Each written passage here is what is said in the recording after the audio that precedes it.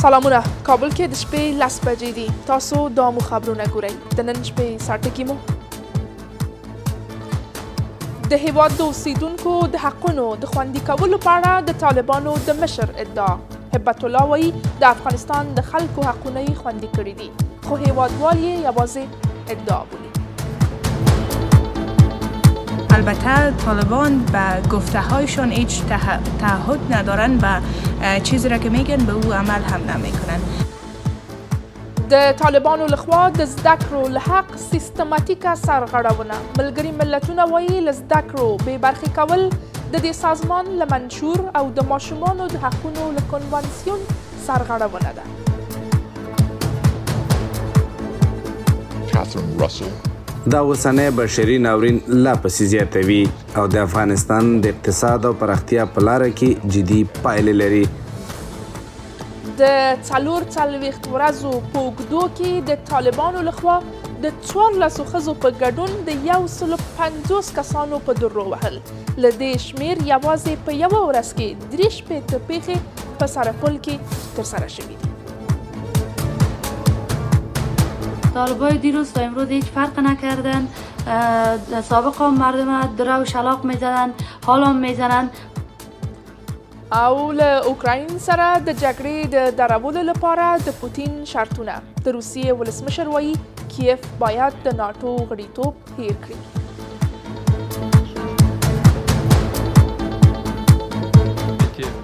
شرایط خورا ساده دي او اوکرایني ځواکونه باید په بشپړه توګه د دونیتسک او لوهانسک د خلکو جمهوریتونو خرسون او ژاپوریژیا سیمو څخه وویستل شي. اوس هم بشپړ خبرونه. زه حسیبه اټکپاله. د طالبانو مشر د اختر په مناسبت په خپل پیغام کې ویلي چې دوی په خپلې واکمنۍ کې د ټولو خلکو حقونه خوندي کړي دي، خو د هیواد یو شمېر اوسیدونکي په ځانګړې توګه ښځې د طالبانو د مشر خبرې تر پوښتنې لاندې راولي او ټینګار کوي چې د طالبانو په راتګ سره دوی آن د زده کړو او د کار په ګډون ډیرو اساسي حقونو ته هم لاسرسی نه لري. له بلې خوا د طالبانو مشر په خپل لښکریز پیغام کې په هیواد کې د دیني مرکزونو پر پراخولو ټینګار کړی دی. هغه مرکزونه چې د دین په اړه د طالبانو مفکورې به پکې تدریس کیږي.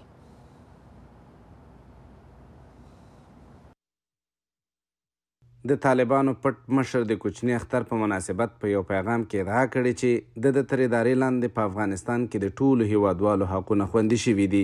هغه ویلي طالبان د ټولو افغانانو امنیت او ساتنې ته ژمن دي، خو یو شمېر هیوادوال وایي د طالبانو په واکمنۍ کې په افغانستان کې د دوی ټول حقونه تر پښو لاندې شوي. له دې سره ښځې هم وایي چې د طالبانو ادارې یوازې له دوی د حقونو اخیستلو او ځپلو لپاره کار کوي. محدودیت های خیلی زیاد را بالای زنان و دختران وضع کردن و از حق آموزش گرفته تا اینکه حق کار حتی از زنان گرفتن و البته طالبان به گفته هایشان هیچ تعهد ندارن و چیزی را که میگن به او عمل هم نمیکنن.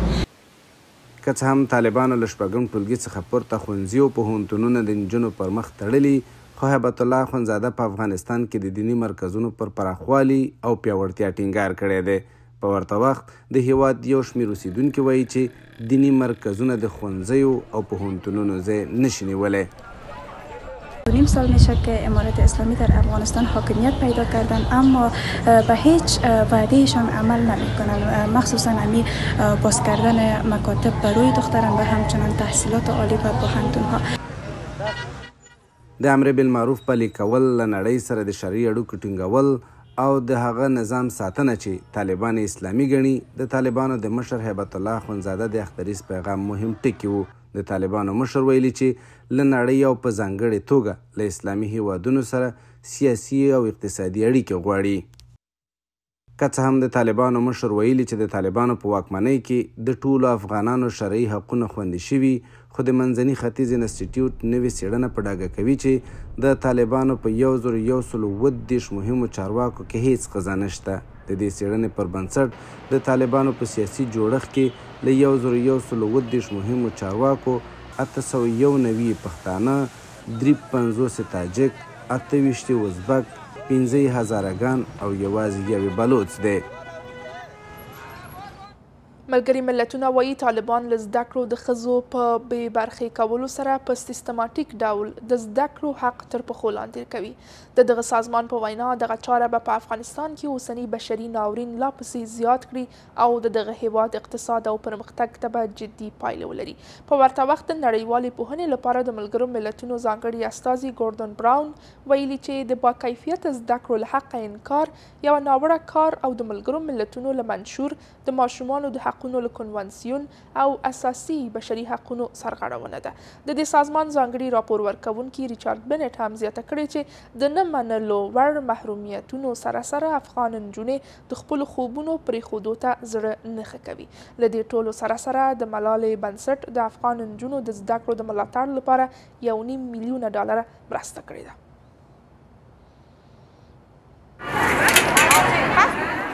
له زده کړو د بې برخې کېدو 101 ورځ د افغان نجونو خوبونه او هیلې له خاورو سره یو شوي دي او خپل راتلونکی تیاره ویني. نړۍ وایي زده کړې په تمه نشي پاتې کېدلی، خو طالبانو د افغانستان نجونې او یو نسل بند او په تمه پرېښی، خو تر کله هیڅوک نه پوهیږي.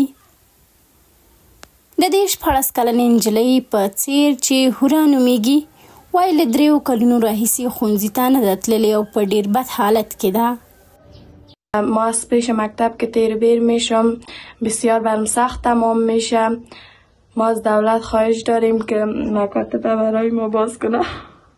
ملګري ملتونه وایي په افغانستان کې 1.5 میلیونه نجونې له 0 ورځو راهیسې له زده کړو بې برخې دي.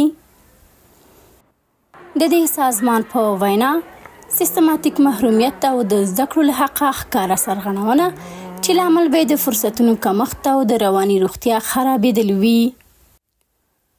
په ورته وخت د پوهنې په برخه کې د ملګرو ملتونو ځانګړي استازي ګوردن براون ویلي چې د زده کړو له حقه د افغان نجونو بې برخې کول د ملګرو ملتونو له منشور د ماشومانو د حقونو له کنونسیون او له اساسي بشري حقونو سرغړونه ده.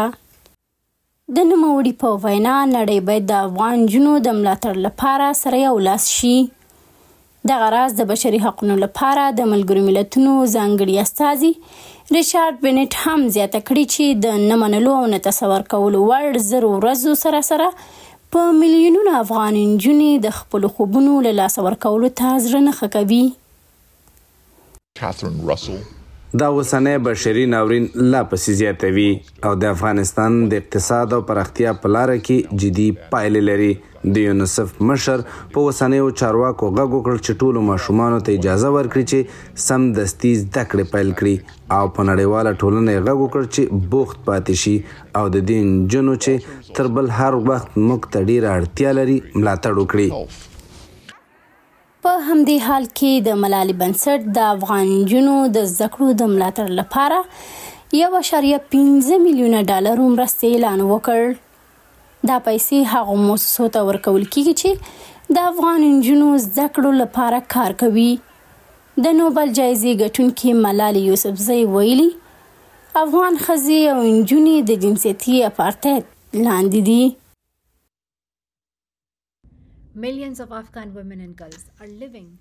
په میلیونونو افغان ښځې او نجونې د جنسیتي اپارټایډ تر سیستم لاندې ژوند کوي چې یو سیستماتیک ظلم دی. دوی نشي کولی ښوونځي ته ولاړ شي، کار وکړي یا د عامه ژوند برخه وي. د ټولو ناخوالو په وړاندې افغانې ښځې جنګیږي، په پټه زده کړې کوي او طالبانو ته اجازه نه ورکوي چې د دوی له حقونو انکار وکړي. خو دوی باید یوازې ونه جنګیږي، دوی زموږ د پیوستون وړ دي او د عمل وړ دي. د افغانستان د ښځو بشري حقونو په برخه کې د امریکا ځانګړي استازي رینا امیري هم وویل چې د 0 ورځو په تیریدو ځوان خوبونه ځپل شوي، د هیواد راتلونکی برباد شوی او افغانستان په نړۍ کې د یوازیني هیواد په توګه په انزوا کې پاتې شوی دی. د دې ترڅنګ د افغانستان لپاره د بریټانیا سفارت هم ویلي چې لوستې او پیاوړې ښځې د نړۍ د سولې، ثبات او پرمختګ لپاره مهمې دي. خو له دې ټولو سره سره طالبان د نجونو د زده کړو په اړه یوه خبره هم نه کوي او د ټولې نړۍ غږ هم نه اوري. طالبانو په تیرو 40 ورځو کې د هیواد په 14 ولایتونو کې نږدې 150 کسان د ټولو په مخ کې په درو وهلي دي. د طالبانو د سترې محکمې راپورونه ښیي چې د روان زیږدیز کال د می له لومړۍ نیټې د جون تر 14مې پورې د هیواد په 14 ولایتونو کې د 14 ښځو په ګډون 148 تنه په درو وهل شوي دي. د هیواد اوسیدونکي وایي طالبان نه دي بدل شوي او یو ځل بیا د افغانستان پر خلکو خپله پخوانۍ تګلاره پلي کوي. د بشري حقونو فعالان او حقوق پوهان هم د طالبانو پر دې سخت چلند نیوکه کوي او ټینګار کوي چې د هیواد د خلکو پر وړاندې د طالبانو اوسنی چلند د بشري حقونو د ارزښتونو خلاف او غیر قانوني دی.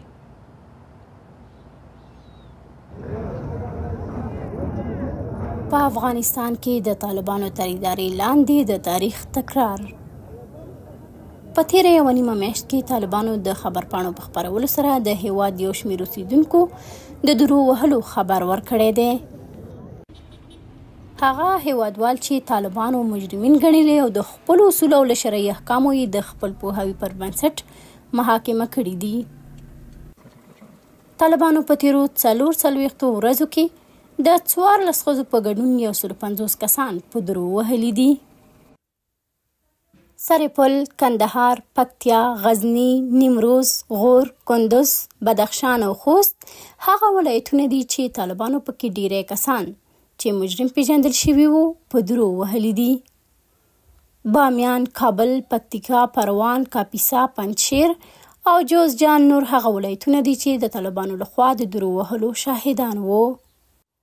خو په تیره یوه نیمه میاشت کې سرپل په هیواد کې د درو وهلو د تر ټولو زیاتو پیښو شاهد وو. د روان کال د جون په 4مه طالبانو په سرپل کې د 14 ښځو په ګډون 63 تنه په درو وهل.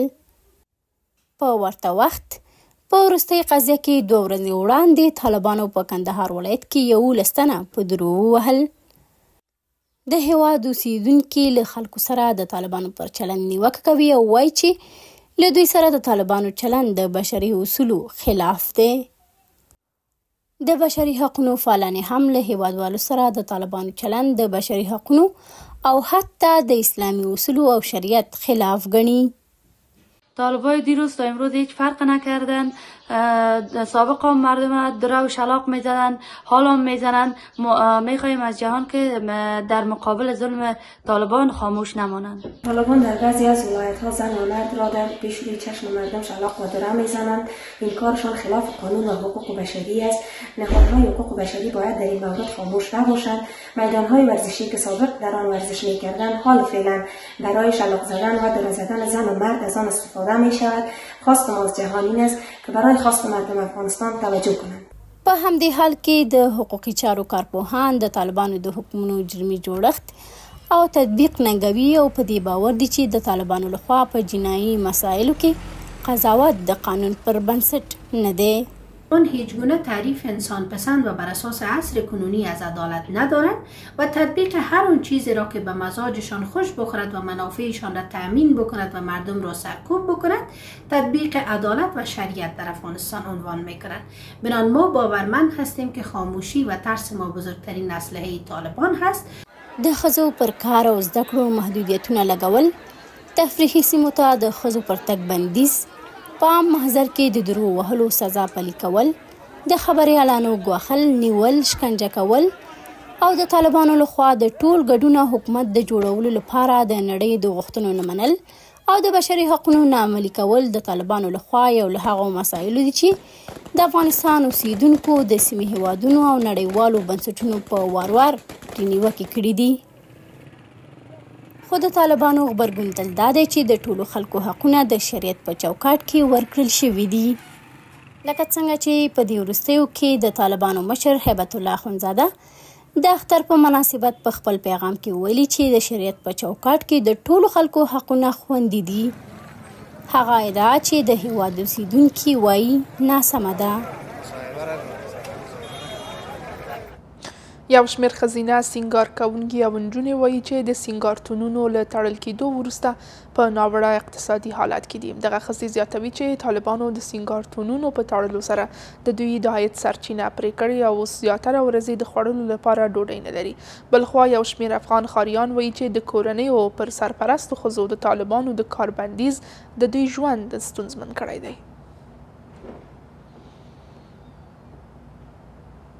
د طالبانو لخوا د سینګارتونونو د تړل کېدو د یو کال پوره کېدو سره یو شمېر ښځینه سینګار کوونکي وایي چې د طالبانو د دې بندیز له امله په سخت اقتصادي وضعیت کې ګیر دي.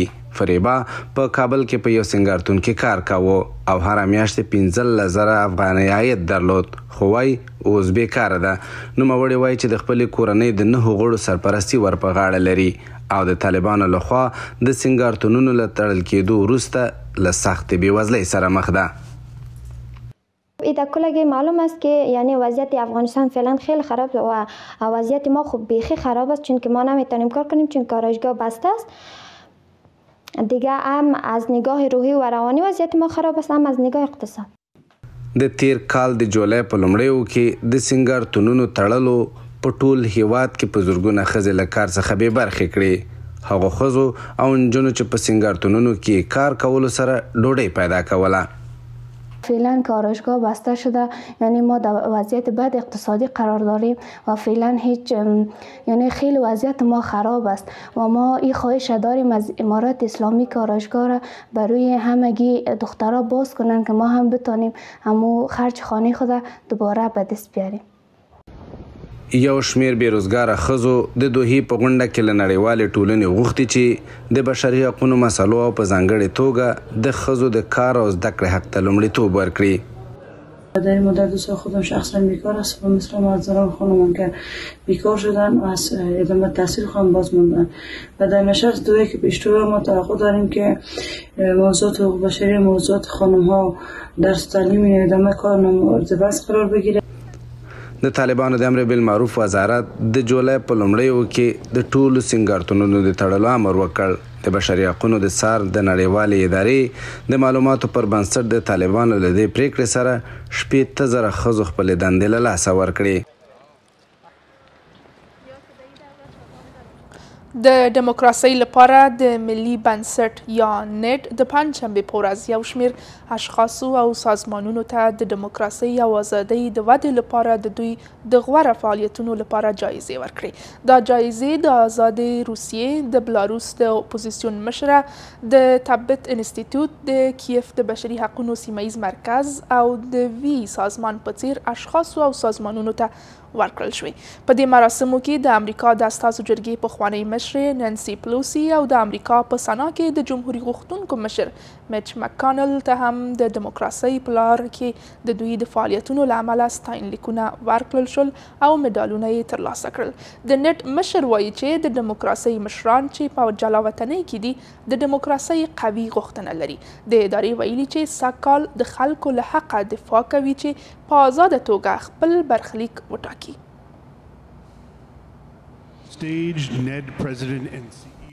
دلته د ولسواکۍ لپاره د ملي بنسټ ځانګړې شپه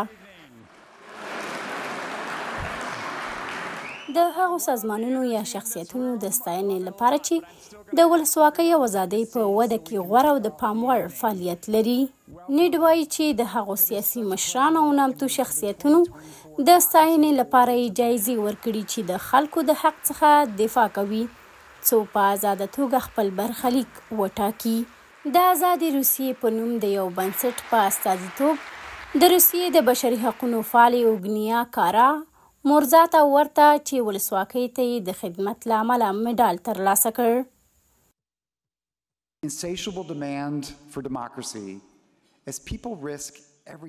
ډیموکراتیک مشران چې تاسو د خلکو د رهبرۍ پر ځای جلا وطنۍ ته اړ شوئ، نن شپه موږ ستاسو لپاره یو. هره ورځ موږ ستاسو له لارې د ډیموکراسۍ قوي غوښتنه وینو، ځکه چې ټول خلک ځانونه په خطر کې اچوي ترڅو د خپل راتلونکي په اړه د تبصرې کولو لپاره یوه ساده نظریه ولري. هو، دا د ازادۍ لپاره یو معنا لرونکی کال دی، ځکه چې د نیمایي څخه زیات خلک ټاکنو ته ځي او دا د راتلونکي لپاره یو باور دی.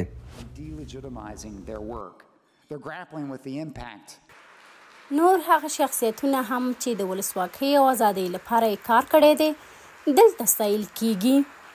ډیری هغه شخصیتونه چې د حکومتونو مخالف او په دیکتاتورۍ تورن دي. د بیلاروس د اپوزیسیون مشره سویتلانا سیخانوسیکایا په څیر په دې کنفرانس کې لاډون تیتونګ او ګیالو د تبت موسسې په استازیتوب د ولسواکۍ جایزه ترلاسه کړه. په کیف کې د حقوقي چارو کارپوهه کاترینا راشفسکا د بشري حقوقو د سیمه‌ییز مرکز په نوم د یوې موسسې استازیتوب کوي او زهرا حیدر د وی سازمان اجرایوي مشرې په توګه استازیتوب کوي. په دې مراسمو کې د امریکا د اساسو جرګې پخوانی مشرې نانسي پلوسی او دغه هیواد په مشرانو جرګه کې د جمهوریت غوښتونکو مشر میچ مکانل ته هم ستاینلیکونه ورکړل شول او میډالونه یې ترلاسه کړل. موږ واقعاً باید د دیموکراسۍ لپاره د ملي صندوق ستاینه وکړو د هغه کار لپاره چې دوی په دې کلونو کې د بې عدالتۍ د افشا کولو لپاره کړی دی. ما یو ځل بیا هم اشاره کړې هغه څه چې ظالمان یې کوي خلکو ته وایي چې دوی بندیان دي مګر هیڅوک نه پوهیږي چې خلک په داسې حالت کې دي که نه او دوی تسلیمیږي ځکه چې دوی هیر شوي دي. خو موږ په دې باور نه یو. د دواړو ګوندونو د کانګرس ډیری غړي که د پارلمان په غونډه کې وي یا د دولتونو له مشرانو سره لیدکاته کوي یا د کوم هیواد په سفر کې چې خبرې کوي د هغوی یادونه کوي تر څو پوه شي چې دوی هیر شوي نه دي او ظالمان هم په دې وپوهیږي.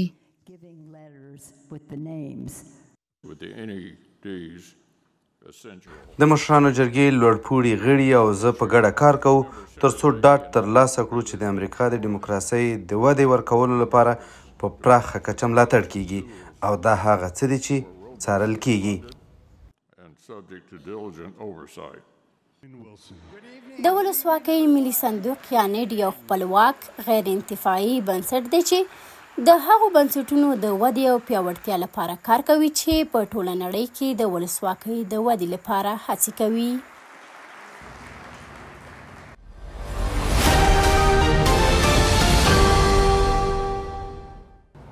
څو لاند اقتصادي خبرونه مو. ازبکستان او پاکستان غواړي چې د افغانستان له لارې خپله سوداګري زیاته کړي. د ازبکستان د ترانسپورت وزیر په تاشکند کې د پاکستان له سفیر سره په کتنه کې د افغان ټرانس د پروژې د کار پر چټکتیا ټینګار کړی دی. ازبک رسنۍ د الهام محکمه موف له قوله لیکلي چې ازبکستان او پاکستان د افغانستان له لارې د اورګاډي د پټلۍ د پراختیا پر اړتیا خبرې وکړې.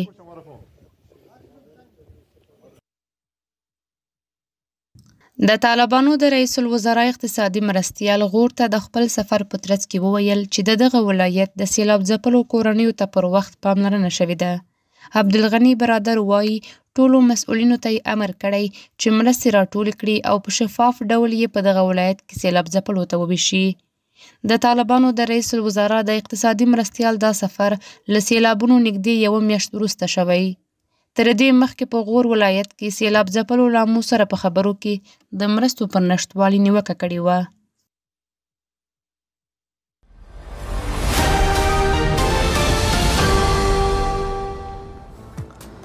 او د هیواد په بازارونو کې د بهرنیو اسعارو بیې یو امریکایي ډالر 80.4 پوله، یو یورو 6.42 پوله، زر ایرانی ریال 1.15 افغانۍ، زر هندۍ روپۍ 810 افغانۍ او د اماراتو درهم 19.22 پوله او زر پاکستانۍ روپۍ 254 افغانۍ.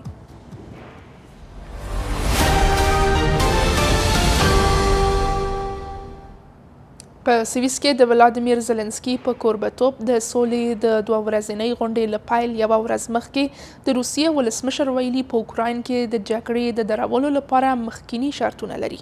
پوتین وایي د ناټو د غړیتوب لپاره د اوکراین د غوښتنې مخه نیول د جګړې د پای ته رسولو له شرطونو څخه دی. د امریکا د ولسمشر مرستیاله، د فرانسې ولسمشر او د ایټالیا، جرمني، بریټانیا او جاپان مشران به د اوکراین د سولې په غونډه کې د ګډون کوونکو په ډله کې وي.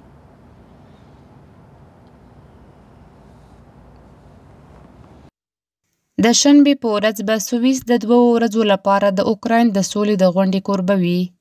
په دې غونډه کې به د امریکا د ولسمشر مرستیال، د فرانسې ولسمشر او د جرمني، کاناډا، بریتانیا، ایټالیا او جاپان لومړي وزیران ګډون وکړي. هند چې له مسکو سره د اقتصادي بندیزونو په لګولو کې مرسته کړې، دې غونډې ته به یو پلاوی واستوي. ترکیه او هنګري چې له روسیې سره د اړیکو په برخه کې د هند په شان دریځ لري، دې غونډې ته خپل د بهرنیو چارو وزیران لیږي. خو له غوښتنو او فشارونو سره سره به چین په دې غونډه کې ګډون ونه کړي. له دې سره د روسیې ولسمشر چې هیواد یې دې غونډې ته نه دی بلل شوی، وایي چې په اوکراین کې د دې جګړې د درولو لپاره شرطونه لري.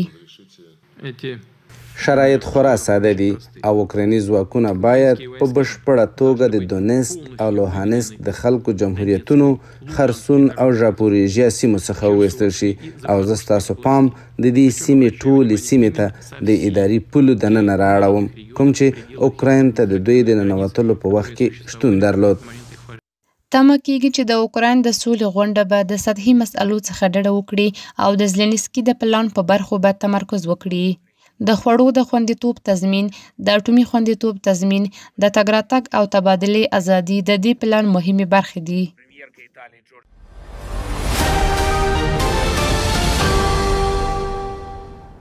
او د لوبو په نړۍ کې د افغانستان د کرکټ ملي لوبډلې یوه بله بریا. دا ځل د پاپوا نیو ګیني لوبډلې پر وړاندې. په دې لوبه کې پاپوا نیو ګیني افغانستان ته د 95 منډو هدف ورکړ. د کرکټ ملي لوبډلې په یوه زړه پورې لوبه کې ټاکل شوی هدف په 15.1 اورونو کې د 3 لوبغاړو په سوځېدو سره پوره کړ او لوبه یې د 7 وکټو په توپیر وګټله. په دې لوبه کې د توپ وهنې په برخه کې ګلبدین نایب تر ټولو ښه کارکردګي وکړه. په 14 توپونو یې 49 منډې جوړې کړې. رحمان الله ګربز 11، عظمت الله عمرزي 14 او محمد نبي ساخیل 14 منډې وکړې. په دې بریا سره افغانستان د شلوریز نړیوال جام د 8 غوره لوبډلو پړاو ته لار پیدا کړه. هیوادوال د دې بریا هرکلی کوي او وایي اوس په دې سیالیو کې د هیواد د ملي لوبډلې اتلولۍ ته سترګې په لاره دي. د کرکټ په نړیوال شلوریز جام لوبو کې چې تر اوسه پورې افغانستان پکې 2 لوبې کړې دي او دواړه لوبې یې ګټلې دي چې په دې سره یې افغانان ډېر خوشحاله کړل او افغانان ډېر خوښ دي.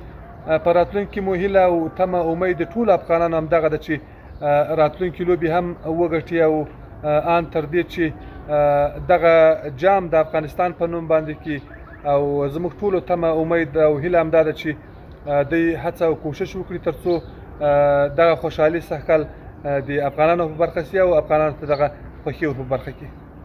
افغانستان چې په خپلو تیرو 2 لوبو کې د یوګانډا او نیوزیلند لوبډلو ته په لوی توپیر ماتې ورکړې وه، د پاپوا نیو ګیني پر وړاندې د نننۍ بریا په ترلاسه کولو سره د 2024 کال شلوریز نړیوال جام د سی ګروپ د سر لوبډله شوه. خپل وار سره د افغانستان د ستره بریا پرلپسې 3 بریاوې د افغانستان ملت ته مبارکي وایم او په آینده کې هم هیلهمند یم چې په سوپر 8 کې هم پرلپسې بریاوې افغانستان ته راوړي. د دغو سیالیو په دوام به راتلونکي سېشنبه افغانستان له ویسټ انډیز سره چې د هیواد د ملي لوبډلې یو له اوږدې مودې سیالانو دی مخامخ شي. د کرکټ شلوریز نړیوال جام د 8 غوره پړاو کې لوبډلې په 2 ګروپونو ویشل شوي چې هره لوبډله به د خپل ګروپ له لوبډلو سره سیالي کوي او له هر ګروپ به 2 مخکښې لوبډلې نیمه پایلوبې ته لار پیدا کوي.